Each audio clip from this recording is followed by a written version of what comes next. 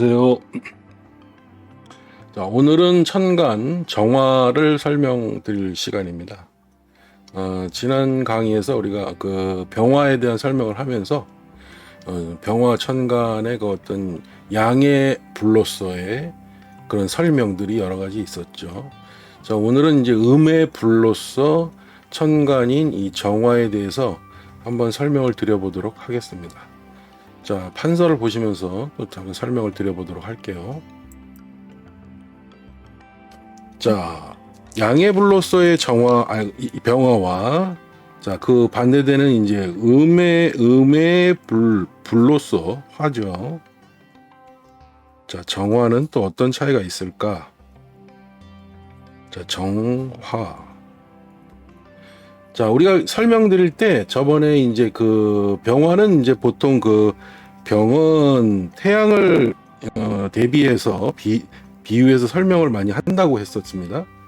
반대로 이제 그래서 정화는 우리가 이제 물상적으로 보면 자연 상태계에서는 주로 달을 상징하기도 했어요. 그래서 이제 그 태양은 양의 어떤 기운을 상징하는 것, 달은 이제 음의 기운을 상징하는 것으로 해서 낮에 비춰지는 불과 밤에 비춰지는 어떤 반대 개념이지만 밤낮으로 비춰지는 어떤 빛의 영역에 역시 들어간다, 이렇게 보시면 되겠죠. 그러니까 낮에는 태양이 비춰줬다면 밤에는 달이 비춰줬다, 이런 의미가 되겠어요. 그래서 이제 과거에 우리가 이제 인간 문명사에서 전기가 만들어지기 전에는 주로 이제 밤에는 우리가 등을 켤 수가 없었으니까 이제 촛불이나 이런 것들을 쓸 수 있는 그런 시기가 돼서야 밤에 이제 그런 도구들을 활용했고, 그 다음에 이제 전기가 발명된 이후부터는 전등 같은 이런 전구나 전기를 활용한 것들의 어떤 것들을 이용해서 밤에도 불을 켤 수 있게 됐죠. 그래서 우리가 달 대신에 그 문명사회가 발달한 이후부터 전구나 이런 것들을 달의 불빛을 대용해서 이제 문명의 시기에는 그런 것들의 빛을 이용해서 우리가 밤을 밝혔다. 그래서 문명의 빛이라고 할 수 있는 여러 가지 통칭되는 전기, 전구 이런 것도 정화의 영역에 들어갑니다. 그래서 이런 것들이 달의 빛을 대용해서 상징하는 것이다, 이렇게 보시면은 큰 차이가 없을 겁니다. 그래서 이제 병화는 광선이나 빛이라는 설명도 많이 설명드렸는데요. 그러나 이제 정화도 빛이라는 의미에서 보면은 이러한 달의 빛 또는 과거에는 이제 그래서 이제 과거에는 우리가 큰 불 그러면 이제 태양을 상징하는 것처럼 이제 정화는 작은 불 이렇게 또 말을 했단 말이죠. 그러니까 작은 불 그러면 우리가 그래서 이제 그때 이제 썼던 것이 우리가 촛불이나 등잔 같은 것들을 많이 설명을 합니다. 그래서 우리가 고서 같은 데 보면은 정화를 설명할 때 촛불이나 등잔의 도구로 설명을 대용해서 비유해서 이렇게 설명한 문구들이 꽤 많이 등장을 하죠. 그래서 이제 그런 것들이 정화의 어떤 속성에 많이 비유된다. 작은 빛, 작은 불빛. 그러니까 이제 태양은 큰 불로서의 선명성이나 확장성을 가진다면 정화는 작은 불로서의 촛불이나 등잔과 같은 밤에 이제 대용되는 어떠한 불빛, 작은 불빛 이런 것들을 상징하기도 하고요. 촛불과 같은 작은 불로 인해서 어떠한 그런 따스함, 불의 따스함, 그러면서 그 불이라는 것이 규모가 크지 않은 거죠. 작은 규모 이렇게 상징할 수가 있겠죠. 그래서 우리가 이런 걸 통칭해서 한자적으로 표현을 할 때 내성 소융 이렇게 표현을 합니다.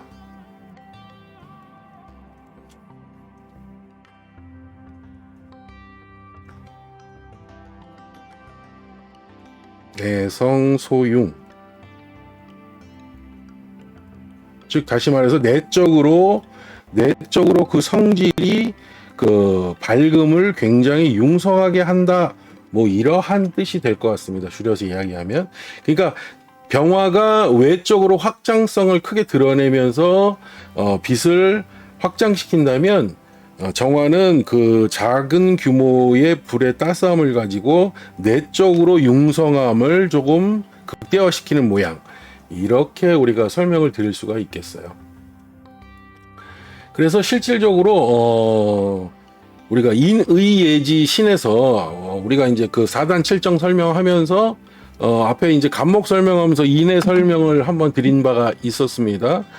자, 그래서 병화는 그런 양적인 기운이 강하다 보니 예의를 상징하는 그런 것보다는 이제 그 양적인 기운의 강화, 그래서 확장성에 주안점을 두다 보니까 예의를 상징하는 것에는 좀 비유가 좀 이렇게 걸맞지가 않고, 오히려 정화가 규모가 작음으로 인해서 내적인 융성함을 추구하는 모양으로 표현되기 때문에 우리가 인은 다시 말해서 그 목기를 상징해서 우리가 목의 기운에 자라나는 성질을 더욱 대변할 수 있는 그러한 천간은 간목에 해당된다. 그래서 간목에서 많이 설명이 되고요.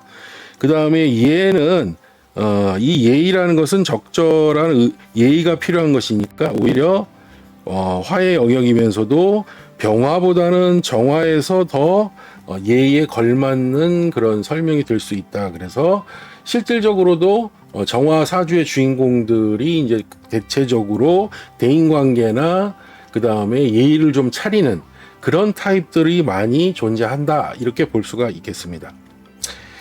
자, 그러면은 몇 가지로 통칭해서 줄여서 이제 키워드적으로 설명하면은 그 어떤 촛불의 물상, 첫 번째 그런 촛불 같은 물상의 모양을 가지고 우리가 지속적인 정신력.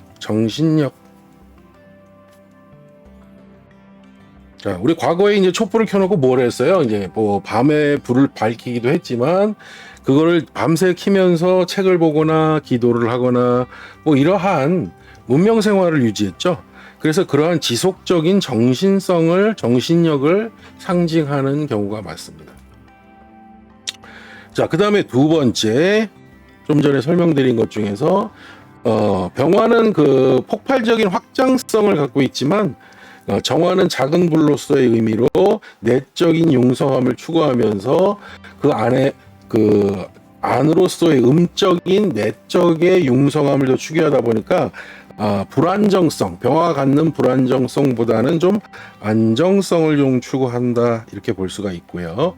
자, 이런 것은 내적으로 드러나는 음적 현상, 역시 음화니까요. 그럼 이런 것을 우리가 다시 말해서 한마디로 표현하면은 내성 소융이다, 이렇게 다시 내자로 줄여서 이야기할 수 있다. 자, 그리고 세 번째, 자, 아까도 말했죠. 예의를 상징할 만한 그런 이야기가 있다. 그래서 우리가 예를 상징할 수도 있고요. 그래서 이것에 따라서 이제 우리가 보통 대인관계의 원만성이나 예의를 바르게 갖추는 타입이다. 자, 이렇게 이야기할 수 있겠죠. 그리고 이제 또 다른 이야기로 하면 이제 병화는 이제 빛의 성질에서 나오는 어떤 불의 규모가 굉장히 큼으로 인해서 광선적인 설명을 많이 했다면 정화는 실질적인 불일 수도 있어요. 그러니까 우리가 태양이 있다는 것은 알고, 물론 그 태양에서 나오는 빛을 통해서 사물을 인식하지만 실제로 그것에 대해서 우리가 관념적으로 느끼고 알 수는 있어도 체감하기는 매우 어렵습니다. 그러나 우리가 촛불을 켜놓고 있을 때 보면은 우리가 그 불이 켜져 있는 거를 실질적으로 목도할 수가 있습니다. 그래서 실질적인 불의 의미를 여기다 부여할 수가 있다.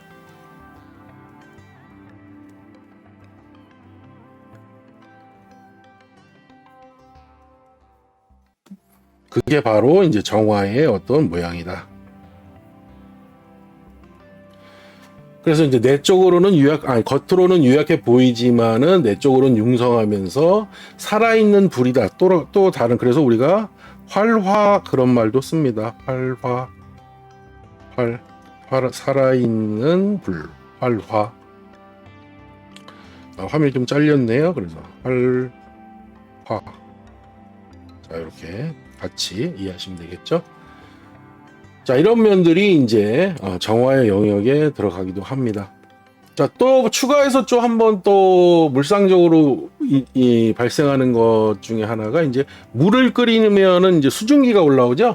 그 수증기가 올라오는데 그것은 굉장한 열기를 갖고 있죠. 그래서 100도 이상의 끓는 물에서 증기가 발생하면 그것은 온도가 무척 높아지겠죠. 네, 그러면서 그 굉장히 뜨거운 열기가 실질적으로 발생하게 되는데, 자, 그러면 그건 물의 승화가 되면서 그러면 물일까요? 불일까요?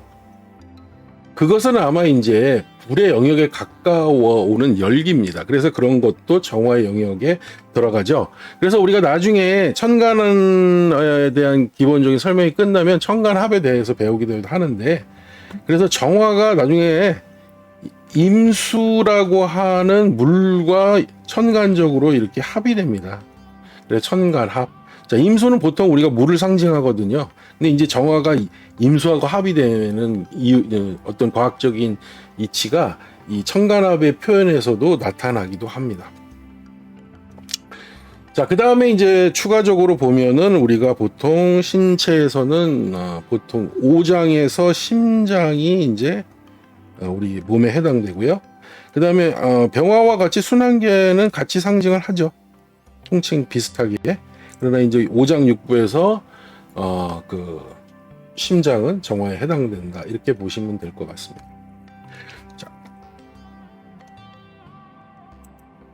자, 이렇게 해서 정화 천간에 대해서 한번 쭉 설명을 드렸고요. 키워드에 해당될 만한 것들로 또 정리를 해서 한 말씀 드렸습니다. 자, 이래서 병과 정, 이제 앞서서 갑을, 그다음에 병정, 이렇게 네 가지 천간에 대해서 꼭 알아야 될 기본 개념과 이해에 도움이 될 만한 키워드를 쭉 정리해서 전달해 드렸습니다. 다음 시간에는 이제 그 토로 들어가겠죠. 무토, 기토. 그래서 무토를 설명드리는 천간의 시간이 되겠습니다. 그럼 또 다음 시간까지 안녕히 계십시오.